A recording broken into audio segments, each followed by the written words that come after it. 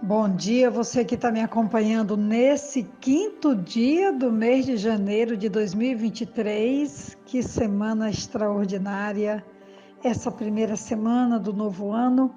Desejando que você tenha também dias de muita esperança e também de boas expectativas no novo ano que está começando. Nosso desejo é que muitos milagres sejam efetuados na sua vida, em particular na sua família, em todos os grupos pelo qual você faça parte, seja no trabalho, na igreja, na vizinhança, com seus familiares, que o extraordinário de Deus chegue de forma muito real e abundante e que isso traga muito encorajamento para os dias que seguirão durante o ano que só está começando. Por falar em milagres, hoje nossa reflexão está no capítulo 9 de Atos dos Apóstolos.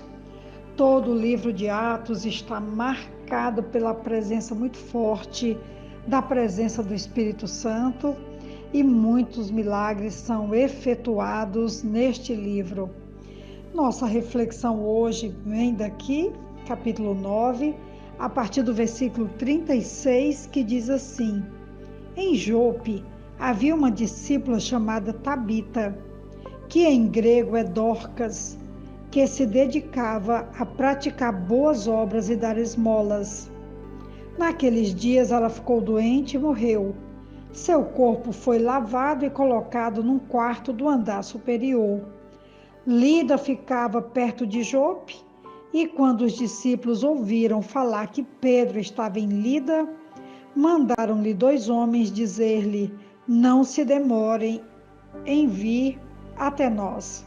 Pedro foi com eles e, quando chegou, foi levado para o quarto do andar superior. Todas as viúvas o rodearam, chorando e mostrando-lhe os vestidos e outras roupas que Dorcas tinha feito quando ainda estava com elas. Pedro mandou que todos saíssem do quarto, depois ajoelhou-se e orou. Voltando-se para a mulher morta, disse: Tabita, levante-se. Ela abriu os olhos e, vendo Pedro, sentou-se.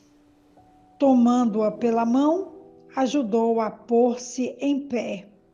Então, chamando os santos e as viúvas, apresentou-a viva, e esse fato se tornou conhecido em toda a cidade de Jope, e muitos creram no Senhor. Jope ficava no litoral a 19 quilômetros de Lida. Aqui também havia um grupo de cristãos, inclusive uma mulher chamada Tabita, em aramaico. Lucas nos informa que este nome tinha o mesmo significado que Dorcas em grego. Os 2 nomes podem ser traduzidos por gazela. Disse que ela se ocupava com boas obras e ações caridosas. Eram estas virtudes altamente estimadas que continuavam a ser praticadas pelos cristãos. Quando Pedro estava na vizinhança, ela adoeceu e morreu. As amigas dela seguiram a praxe usual de lavá-la, mas ao invés de ungí-la e enterrá-la, deixaram-no no cenáculo, onde seria deixada a sós. Essas ações sugeririam que tinha alguma esperança de que Tabita fosse ressuscitada dentre os mortos. E os leitores de Lucas, que escreveu o livro de Atos, talvez se lembrassem de episódios semelhantes no Antigo Testamento, nos quais cadáveres eram colocados em cenáculos com a esperança de uma ressuscitação. O incidente talvez testifique a uma crença em algumas partes da igreja primitiva de que os cristãos não morreriam antes da vinda do Senhor, mas sim seriam ressurretos. De qualquer forma, os cristãos em Jope sentiram suficientemente fé na possibilidade da ressurreição para enviarem a Pedro o pedido no sentido de que viesse logo. Tão logo Pedro chegou, foi levado ao lugar onde fora deitada Tabita. Agora a casa já estava cheia de pranteadores, inclusive especialmente um grupo de viúvas que mostraram a Pedro as roupas que Tabita fizera. A frase grega pode indicar que se tratava das roupas que usavam no momento. O cuidado das viúvas e outras pessoas necessitadas era um dever religioso na comunidade, e uma comunidade cristã naturalmente seguiria a praxe judaica em cuidar dos pobres no seu meio. Talvez a demonstração viesse encorajar Pedro a operar um milagre.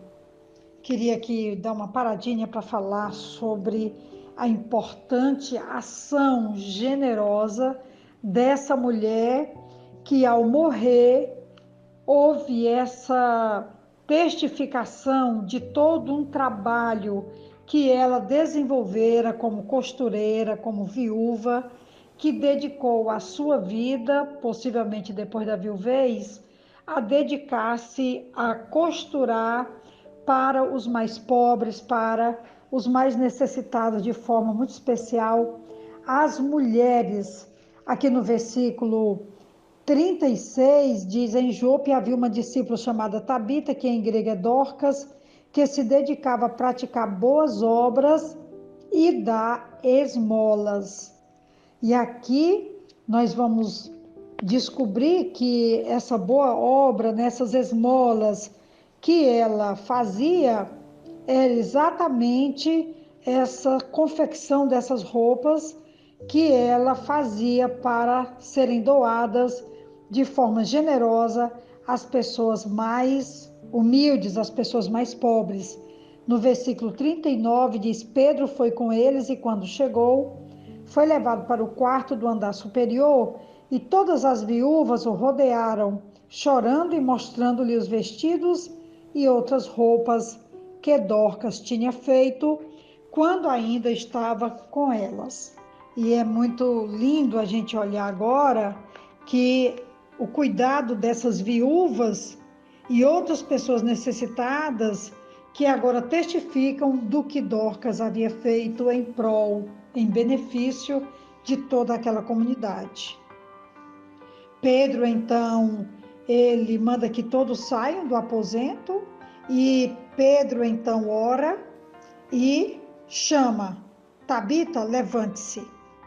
E Tabita, então, a morta, respondeu à chamada de Pedro ao abrir os olhos e sentar-se. Somente então é que Pedro lhe deu a mão para ajudá-la a ficar em pé.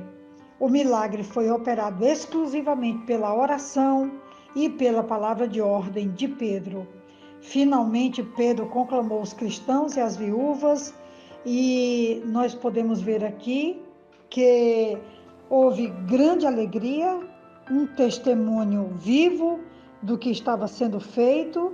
E o versículo 42 diz que esse fato se tornou conhecido em toda a cidade de Jope, e muitos creram no Senhor. Eu ouvi uma frase muitos anos atrás que um milagre, ele vale mais do que 1000 cultos. E aqui nós temos esse milagre que vai comover toda uma cidade a ver de volta uma mulher que era necessária à cidade e ao amparo das viúvas e de tantas outras pessoas que Dorcas cuidava, abençoava, vestia e cuidava com um olhar terno e generoso que ela havia aprendido de Jesus e dos seus discípulos. Temos aqui um testemunho vivo, e essa é, pois, a reflexão de hoje, para a glória do nome do nosso Deus. Que Deus nos abençoe. Aqui quem vos fala é a pastora Betinha, da Igreja Batista Esperança. Estamos com o nosso coração cheio de esperança pelos milagres que testemunharemos com a presença de Deus na nossa vida. Amém.